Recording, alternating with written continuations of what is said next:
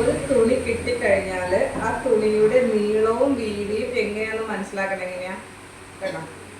ഇപ്പൊ ഇതൊരു 2.5 മീറ്റർ ക്ലോത്താണ്. ഇതൊരു 2 മീറ്റർ ക്ലോത്താണ് കേട്ടോ. അപ്പൊ നമുക്ക് വീതി മനസ്സിലാക്കേണ്ട എങ്ങനെയാ?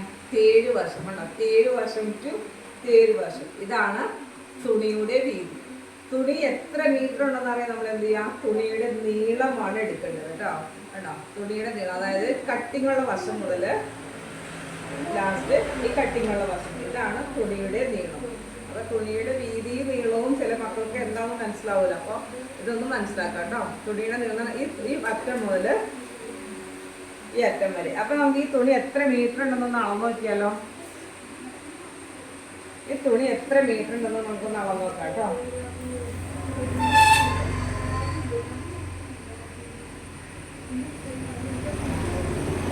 സെന്റിമീറ്റർ എടുക്കാം, ഇഞ്ചല്ല സെന്റിമീറ്റർ എടുക്കാം കേട്ടോ.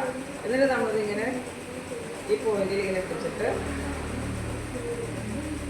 ഇങ്ങനെ അളന്ന് തിട്ടപ്പെടുത്തിയതിന് ശേഷം മാത്രമേ കട്ട് ചെയ്യാവൂ.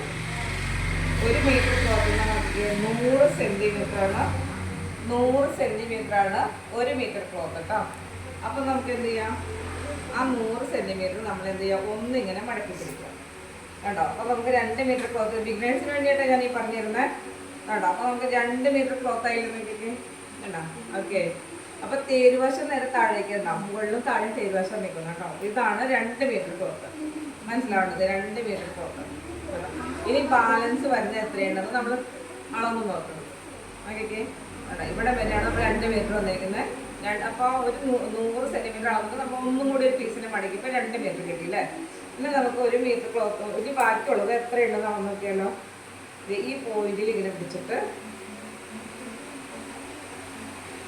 കണ്ടോ, ഇത് 1,75 ഉണ്ട് കണ്ടോ. 2.5 അല്ലേ ഉള്ളൂ, 1,75. അതായത് ഇതിപ്പോൾ ഇത് 75 അല്ലേ, അപ്പോൾ 2.75. അപ്പോൾ ഈ ക്ലോത്ത് എത്രയുണ്ട്? 2.75.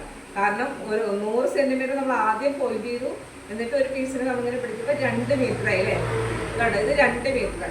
ഇത് നമുക്ക് ഈ ബാലൻസ് വന്നിരിക്കുന്ന ക്ലോത്ത് എത്ര മീറ്റർ നോക്കിയപ്പോൾ 3/4 മീറ്റർ ഉണ്ട്. അപ്പോൾ നമുക്ക് ടോട്ടൽ എത്രയും 2.75 മീറ്റർ. ഒരു ലൈൻ ടോപ്പ് നന്നായിട്ട് ചെയ്യാനായിട്ട് നമുക്ക് 2.5 മീറ്റർ മതി. നല്ല ഹൈറ്റ് ഉള്ളവർക്കൊക്കെയാണ് 2.75 എടുക്കാം കേട്ടോ.